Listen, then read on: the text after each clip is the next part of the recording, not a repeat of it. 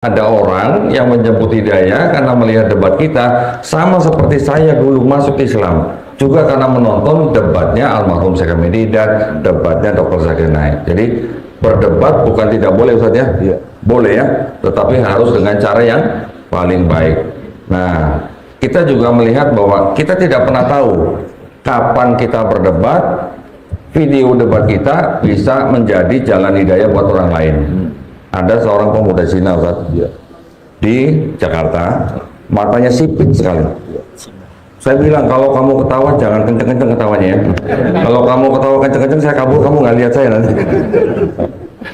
Mukjizat Al-Quran dan hadis yang nyata, karena ada orang masuk Islam gara-gara itu, namanya kondonitan. Orang yang hadir semua tidak ngasih tahu, beliau mau ngasih surprise. Jadi kita minta beliau untuk menyampaikan tausiah subuh. Kondonitan. Kesini mau belajar Islam. Banyak jamaah. Saya sudah sebutkan nama yang depan orang ramai itu. Malam itu nggak tahu berapa yang datang. Nasi 2000 hadis. Masya Allah. Kita nggak tahu kalau bisa kondonitan malam itu dipanggil. Rupanya datangnya subuh ini.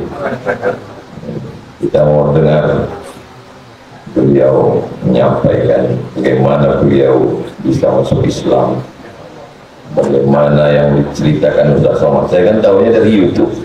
Kita mau dengar langsung untuk kondonitan. Saya tahu Allah bersyukur.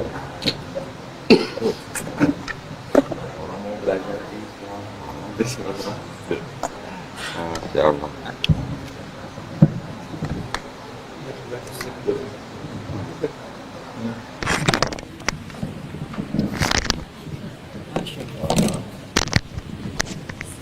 Izin. Ya.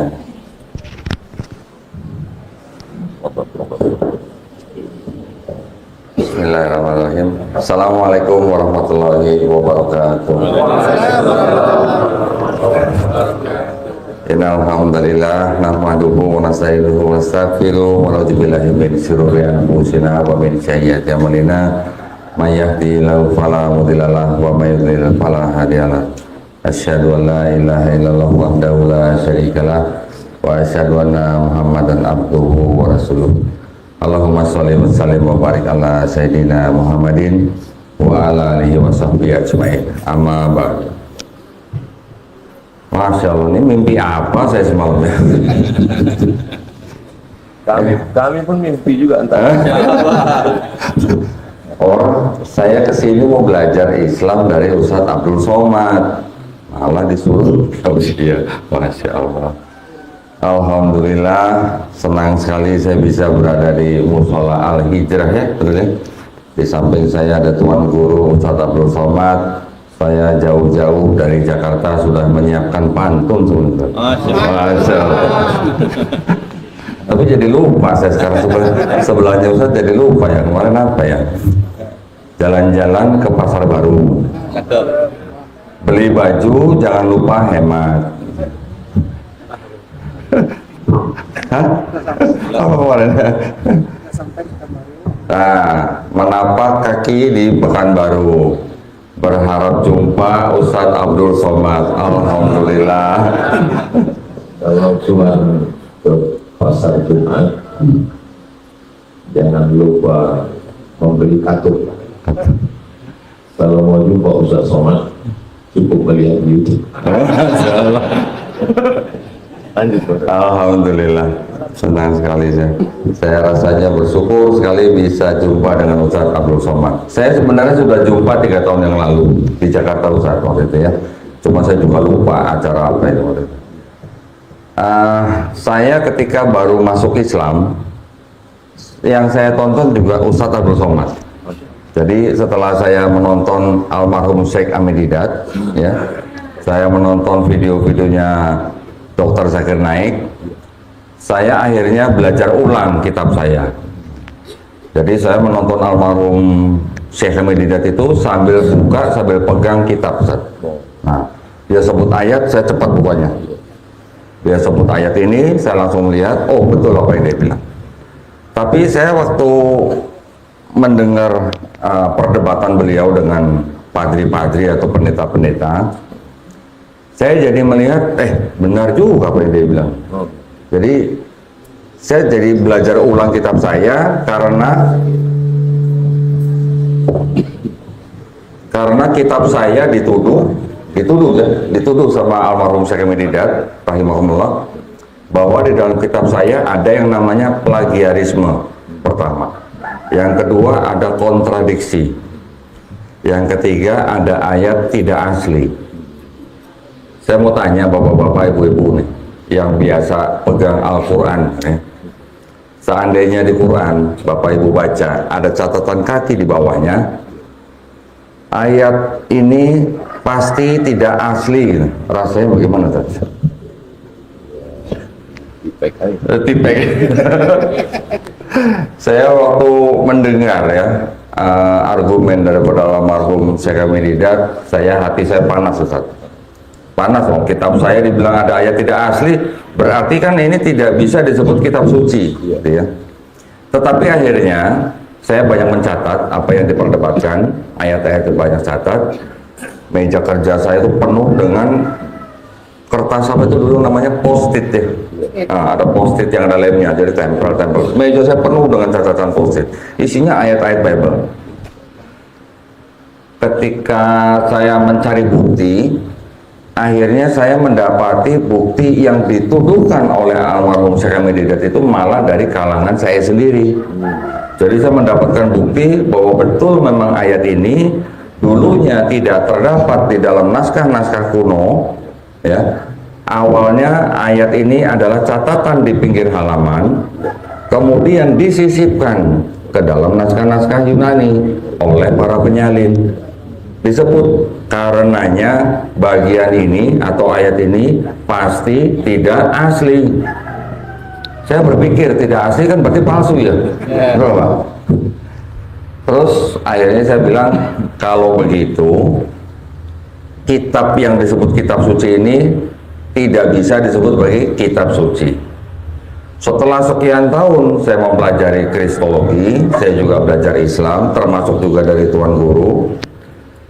Akhirnya kitab yang dulu menjadi bukti ya bahwa ada ayat yang tidak asli itu saya pegang di depan pendeta ketika saya berdebat, Ustaz. Jadi saya di Yayasan Garda Mualaf ini memang ditugaskan untuk berdebat dengan para pendeta minimal setahun 2 kali. Kita yang sediakan tempat, kita yang bayar tempatnya, kita sediakan kamar dan segala macam fasilitas buat para pendeta hanya untuk berdialog. Akhirnya kitab yang dulu itu saya pegang menjadi bukti bahwa ayat ini tidak asli, saya perlihatkan di depan pendeta. Saya tanya, Pak Pendeta, 1 Yohanes 5 ayat 7 itu firman Tuhan atau bukan? Tapi saya sambil pegang. Saya tahu pendeta ini jujur. Dia jawab bukan, gitu. Ketika dia jawab bukan, saya cukup buat saya untuk membuktikan di depan penonton. Begitu penonton dengar pendeta bilang bukan, penonton tepuk tangan. Ketika saya tanya, di dalam kitab Bapak ada kitab namanya Ibrani. Siapa Pak yang menulis atau mengarang kitab Ibrani ini? Pendeta bilang tidak diketahui. Penonton tepuk tangan lagi. Sampai akhirnya saya tunjukkan di depan pendeta itu, kalau begitu Pak, kitab yang ada di meja Bapak itu bisa nggak Pak disebut sebagai kitab suci? Dengan jujur pendeta itu bilang bukan. Tepuk tangan lagi penonton. Buat kami, buat saya dan teman-teman di Yayasan Garda Mualaf Indonesia, buat kami pengakuan seperti itu sudah cukup. Ya, saya berdebat dengan pendeta berapa kali, saya tidak punya niat untuk memualafkan siapa-siapa. Ya, saya hanya membuktikan di depan mereka, direkam, disiarkan di YouTube, bisa menjadi jalan hidayah buat siapapun. Alhamdulillah, itu bonus buat kami ya. Jadi ketika dia bisa bilang itu bukan kitab suci, sudah cukup buat saya. Bahkan ketika setelah berdebat ada ibu-ibu datang, kok saya mau masuk Islam, tunggu ya Bu ya, debatnya belum selesai sebenarnya. Ini masih coffee break gitu. Ibu tunggu sebentar, nanti debat selesai baru kita sadar. Setelah selesai saya bilang sama pendeta, Pak Pendeta terima kasih banyak sudah datang, kita sudah berdebat dengan baik, dipersilakan meninggalkan ruangan, kan gitu ya. Ini ada yang mau syahadat Pak sama gitu. Kata pendetanya, saya belum pernah melihat orang syahadat. Saya mau lihat gitu. Saya tanya, enggak sekalian Pak? Enggak. Ya sudah, akhirnya kita syahadatkan di depan pendeta. Ya, alhamdulillah buat kita itu adalah sebuah bonus ya. Ada orang yang menjemput hidayah karena melihat debat kita, sama seperti saya dulu masuk Islam. Juga karena menonton debatnya almarhum Syekh Hamid Didat, debatnya Dr. Zakir Naik. Jadi berdebat bukan tidak boleh Ustaz ya? Iya. Boleh ya, tetapi harus dengan cara yang paling baik. Nah, kita juga melihat bahwa kita tidak pernah tahu kapan kita berdebat, video debat kita bisa menjadi jalan hidayah buat orang lain. Ada seorang pemuda Cina Ustaz, di Jakarta, matanya sipit sekali. Saya bilang, kalau kamu ketawa jangan kenceng-kenceng ketawanya ya. Kalau kamu ketawa kenceng-kenceng saya kabur, kamu nggak lihat saya nanti. Saking sipitnya. Dia suka mabuk, hampir tiap hari minum. Tapi dia berteman dengan seorang Habib. Tapi Habibnya nggak mabuk, yang mabuk dia ya. Suatu ketika anak muda ini sedang mabuk, buka YouTube, dia lihat video saya sedang berdebat dengan pendeta. Qadarullah 10 hari kemudian setelah itu dia masuk Islam. Alhamdulillah ya, dari perdebatan itu bisa membawa orang berpikir, kemudian dia menyebut hidayah buat kita, alhamdulillah, itu adalah bonus. Cuman sayangnya anak muda itu bersahadatnya bukan ke masjid, dia tanya tetangganya atau teman orang, disahadatkan oleh salah seorang ustadz di dekat rumahnya, dia harus bayar 2.500.000 untuk bersahadat. Saya sangat malu dengarnya ya, dia masuk Islam nonton video saya, tapi dia masuk Islam bersahadat bayar 2.500.000. Kata Allah, setelah saya bisa bertemu dengan anak muda ini, saya ganti 2.500.000. Kamu dapat zakat gak? Tidak, saya sekalian saya kasih zakat. Kita harus menunjukkan kepada orang di luar Islam bahwa di Islam itu tidak ada yang namanya masuk agama Islam bayar, ya. Sampai ya alhamdulillah. Jadi saya juga bersyukur. Saya dan teman-teman di Yayasan Gagah Mu'alaf ini sekarang hampir setiap hari terima tamu Ustaz. Yang orang Kristen datang, juga yang Muslim datang. Kalau yang Kristen mereka pengen tahu kitabnya, mereka pengen lihat bukti-bukti yang sering saya tunjukkan di YouTube. Tapi kalau yang Muslim, ada yang datang bawa suami, istri atau anak yang mau murtad, bahkan yang sudah murtad. Itu hampir setiap hari saya terima tamu. Kami tidak pernah istilahnya mengajak atau merayu atau membujuk orang untuk masuk Islam. Saya hanya menunjukkan bukti-bukti apa yang ada di studio saya. Ini kitab kamu, isinya begini, silakan pikir sendiri. Nanti ada juga suami istri yang jadi ribut depan saya tuh. Kamu kalau nggak masuk Islam kita cerai katanya. Pak Bu, ributnya di rumah aja, Bu, jangan di sini dulu. Ya seperti itu. Jadi kita sekarang ketika ada orang masuk Islam di tempat kami, alhamdulillah sekarang kami mau mereka menjalankan Islam dengan baik secara kafah, gitu ya. Caranya bagaimana? Kalau saya kumpulkan Ustaz, saya mengumpulkan 20-30 orang itu sulitnya bukan main kalau di Jakarta. Orang bekerja, sibuk dan segala macam. Akhirnya saya punya ide kenapa saya tidak mengirim guru privat masing-masing mualaf. Jadi akhirnya sekarang kita kirim setiap minggu dua kali, satu kali datang 90 menit. Setiap mualaf yang bersyahadat tempat kami kita kirim guru privat sampai mereka bisa baca Quran. Kalau belum baca Quran saya belum stop, harus bisa baca Quran. Jadi mereka tidak bisa menghindar. Yang belum sunat, laki-lakinya juga saya sunatkan gratis, harus kasih jadwal gitu. Nggak bisa sunat di rumah, datang ke klinik yang akan kerjasama dengan kami. Alhamdulillah semenjak tahun lalu kurang lebih ada 300 orang Ustaz yang masuk Islam di tempat kami, dan kami mohon doanya dari Bapak Ibu semuanya.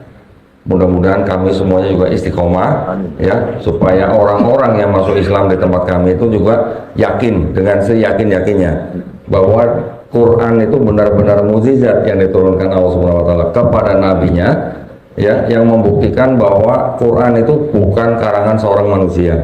Tadi Ustadz Abdul Somad juga sudah ngutip beberapa ayat yang mungkin berkenaan dengan sains.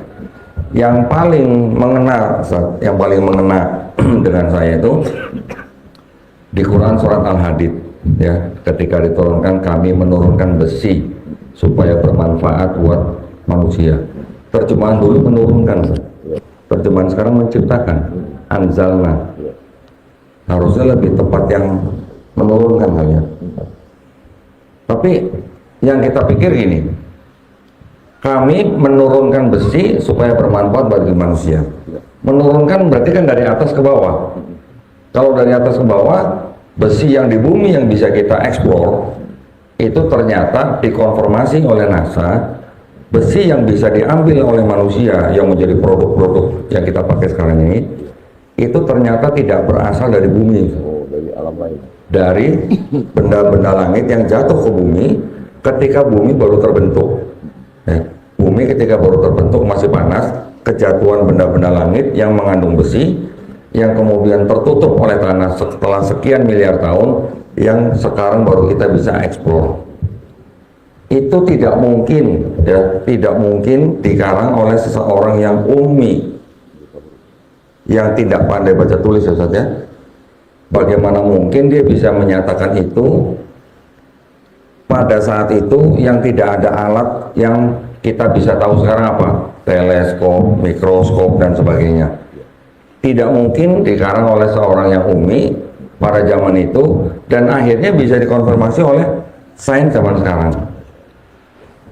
Seorang fisikawan namanya Stephen Hawking menyatakan bahwa alam semesta kita ini, setelah kita bisa punya teleskop yang bisa mengamati bintang-bintang, akhirnya mereka mengambil kesimpulan bahwa alam semesta ini mengembang.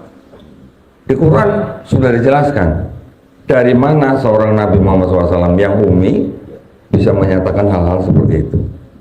Di Quran surat Al-An'am juga disebutkan bahwa ketika Allah mengizinkan orang untuk memeluk Islam, Allah menjadikan orang itu dadanya lapang untuk belajar Islam. Tetapi ketika Allah SWT mengizinkan orang itu tersesat, Allah SWT membuat orang itu dadanya sesak dan sempit seperti mendaki langit. Ustadz kan ahli hadis nih. Ustadz pernah baca nggak Nabi Muhammad SAW pernah naik gunung sampai susah bernapas gitu? Iya. Tidak ada, Ustadz, ya? Orang waktu naik ke Jabal Nur, Jabal Sur, tak ada cerita. Tak ada cerita itu. Sejak kapan manusia tahu kalau mendaki langit orang akan susah bernapas? Baru tahun 1648 seorang ilmuwan bernama Pascal, dia yang pertama kali menyatakan bahwa semakin tinggi udara oksigen makin tipis. Ya. Dari mana seorang nabi yang ummi bisa mengatakan bahwa orang dadanya sesak dan sempit seperti mendaki langit gitu. Masya Allah. Jadi ya, dan di dalam Quran yang sudah saya pelajarin kurang lebih ada 1000 ayat yang berhubungan dengan sains, dan ternyata kurang lebih 80% belum terbukti benar, tapi juga belum terbukti salah. Ya, insya Allah dengan ilmu probabilitas entah 10 tahun lagi, entah 100 tahun lagi, entah 1000 tahun lagi, insya Allah akan terbukti benar. Ya. Jadi saya ingin mengajak Bapak Ibu supaya kita selalu berpegang kepada Quran. Tidak ada lagi nabi yang bersama dengan kita. Yang ada bersama kita sekarang adalah ulama-ulama penerus nabi. Tetapi apa yang bisa kita pegang, yang bisa kita pelajari, yang bisa kita baca kalau bukan Qurannya, gitu. Ya. Umat Islam tidak perlu apa-apa selain daripada Quran. Di dalam Quran sudah dijelaskan semuanya. Tetapi kalau kita ingin mengetahui hal-hal yang lebih detail, baru kita turun ke hadis yang sahih. Kalau tidak ada di hadis yang sahih, baru kita turun kepada ijma ulama ataupun ilmu qiyas, ya Ustaz, ya. Maka itu saya juga ingin berpesan pada Bapak Ibu di sini, karena saya pernah di sana, saya tahu pola pikir mereka.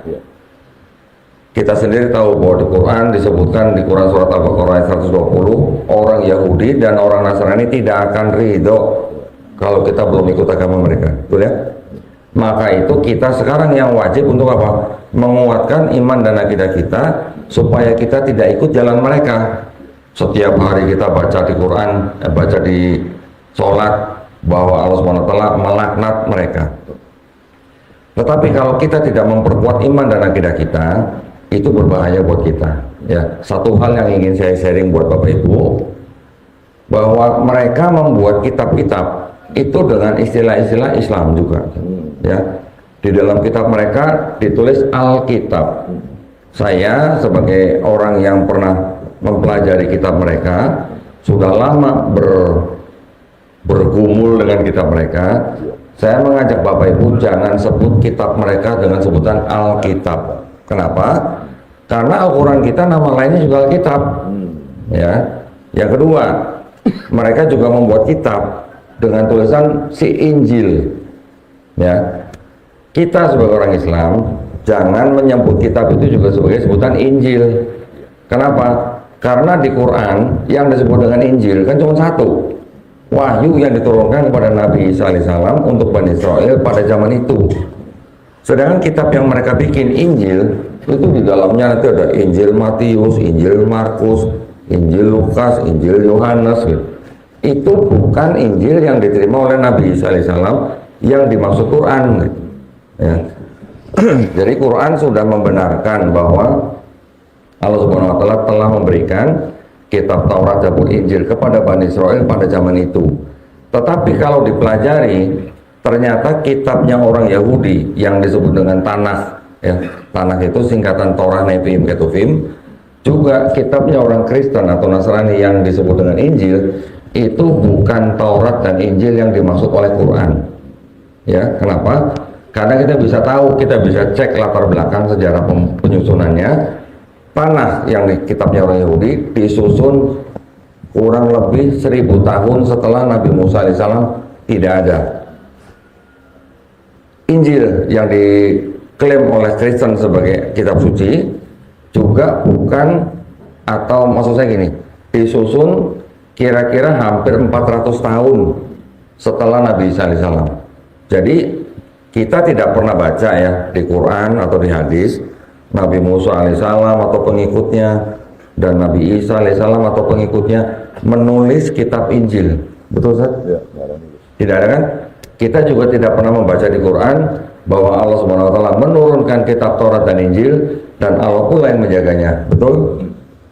Karena tidak ada itu, berarti makanya kita jangan beranggapan bahwa kitab Taurat yang dipegang oleh orang Yahudi dan kitab Injil yang dipegang oleh Kristen zaman sekarang itu bukan Taurat dan Injil yang dimaksud oleh Quran. Ya. Jadi maksud saya, ketika Bapak Ibu nanti bertemu dengan orang yang memberikan kitab ada tulisan Injil, ini loh Injil yang diterima Nabi Isa, jangan buru-buru percaya. Ya. Pegangan kita adalah Al-Quran. Di Quran sudah jelas Al-Quran membenarkan kitab-kitab yang diturunkan, tapi yang asli yang diberikan kepada Nabi dan Rasulnya untuk Bani Israel pada zaman itu. Juga Quran telah mengklaim bahwa Quran sudah bahwa orang-orang Bani Israel sudah pernah mengubah-ubah kitab mereka. Ya, di Quran juga sudah dijelaskan bahwa apa yang disalahpahami oleh umat-umat sebelumnya itu sudah dijelaskan dalam Quran. Jadi buat kita sudah cukup, tidak ada perlu kitab lain selain Quran yang mana sudah mengkonfirmasi, juga menjadi pengoreksi dan juga menjadi penjelasan gitu, ya. Quran fungsinya sebagai musodik, membenarkan, sebagai al-muhaimin, menjadi batu ujian, pengoreksi, juga sebagai mubayyin yang menjelaskan. Insya Allah dengan berpegang kepada Quran, insya Allah jalan kita akan selalu lurus, ya. Itu yang kita minta dalam setiap doa kita. Jadi saya juga berharap umat Islam dimanapun berada di Indonesia bisa terhindar dari upaya-upaya pendangkalan akidah dan juga upaya pemurtatan yang sering dilakukan oleh pihak mereka hanya dengan sembako. Ya, sembako itu alat yang sangat efektif untuk bisa menggelincirkan iman seseorang. Ya, kalau umat kita ekonominya lemah, mereka mudah tergelincir hanya dengan sembako. Jadi hati-hati, kita juga harus bekerja sama, kita harus bahu-membahu menjaga sesama kita, karena di Islam, dengan sistem Islam harusnya tidak ada orang miskin, harusnya ya, kalau dijalankan benar-benar syariat Islamnya ya. Saya tahu seorang profesor di Amerika dia mempelajari sekilas tentang syariat Islam dari mulai sholat, zakat, puasa. Hanya dengan itu sebenarnya dia bilang bahwa Muhammad, dia sebutnya Muhammad ya, bukan Nabi Muhammad SAW ya, dia sebut Muhammad itu seorang yang jenius gitu. Kenapa? Karena dengan sholat dianggapnya orang itu riset dengan penciptanya, dengan zakat itu dia bisa menyelesaikan masalah ekonomi, menyelesaikan masalah keumatan, dengan puasa juga sama bisa membuat masyarakat lebih rata gitu ya, tidak ada kecomplangan kaya miskin. Dengan zakat itu bisa mendekatkan gitu. Jadi dia sampai bilang bahwa Muhammad itu seorang yang jenius gitu, hanya dengan zakat. Jadi makanya kita harus saling bahu-membahu supaya apa? Supaya kita jangan sampai rendah ekonominya sehingga kita mudah dimurtadkan. Saya tidak berani memberikan tausiah panjang-panjang, ada tuan guru di sini, takut saya nanti dikoreksi gitu saja. Jadi mungkin kita ada waktu sedikit, kita dengar dari tuan guru Ustaz Abdul Somad ya. Barakallahu fikum. Terima kasih banyak. Kalau Syekh Muhammad dijatuhkan dengan lembaga di Bunda Afrika Selatan namanya IUCI, International Islamic Propagation Center International. Kalau Kondondi apa nama lembaga? Yayasan Garda Mu'alaf Indonesia. Yayasan Garda Mu'alaf Indonesia. Alamatnya Kondondi? Alamatnya di Jalan Radar Auri nomor 1, Kelurahan Cibubur, Kecamatan Ciracas, Jakarta Timur 13720 DKI Jakarta. Nomor handphonenya? Nomor handphone yang bisa dihubungi 0896 30 300 300. Nomor rekening bank sekalian Pak. Jadi saudara-saudara kita mesti diselamatkan. Sudah ada segmennya masing-masing. Kehadiran Kondotan, insya Allah minum Kondotan yang jelas. Insya Allah memperkuat akidah saudara-saudara kita. Insya Allah. Bagi yang ragu-ragu, yang bingung-bingung, tonton tausiah ini. Saya sampai hari ini menonton, ada beliau dengan perempuan yang tidak berjilbab, dengan beberapa kali beliau tanya, lalu kemudian bersyahadat, dan kemudian ada juga, saya banyak ikuti, ada juga kadang Ustadz ini terlalu emosi sehingga argumentasinya nggak keluar, yang keluar marah-marahnya. Kondotan dia bisa tenang gitu. Itu apa kuncinya bisa tenang itu? Kuncinya karena saya punya bukti Ustaz. Karena punya barbuk, jadi buat apa kita harus marah-marah? Nah, tinggal buka di depan dia, suruh baca sendiri. Dan di di tempat kami Ustaz, itu puluhan orang yang sudah masuk Islam, dan mereka karena urusan keluarga mereka tidak berani ditayangkan. Jadi yang tayang di YouTube kami hanya yang benar-benar sudah menyetujui gitu. Dakwah itu sebetulnya mengajak orang dari jalan yang bukan jalan Allah kepada jalan Allah. Makanya selalu kalau disebut ad-da'i ilallah, Al-Ustadz Abdul Somad, saya tidak berdakwah karena saya mengajar orang Islam. Yang saya lakukan itu namanya ta'lim, mengajar orang Islam. Yang berdakwah itu Kondotan, karena orang yang tidak Islam menjadi Islam, dapat hidayah gara-gara lisan beliau. Maka kita support beliau dengan segala kemampuan dan dengan doa.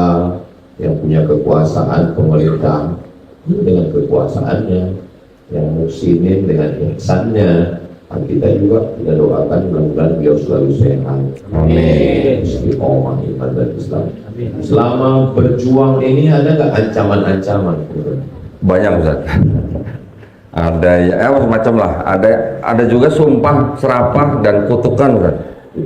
Kutukan. Jadi saya dikutuk. Kamu hari Jumat minggu ini ya. Kamu pokoknya hari Jumat jam 3 sore nanti kamu kena hukuman langit katanya. Ada yang mengirim pesan ke saya begitu. Terus pas jam 3 itu Pas jam 3 sore itu saya posting saya sedang mensyahadatkan seseorang. mungkin langit lain.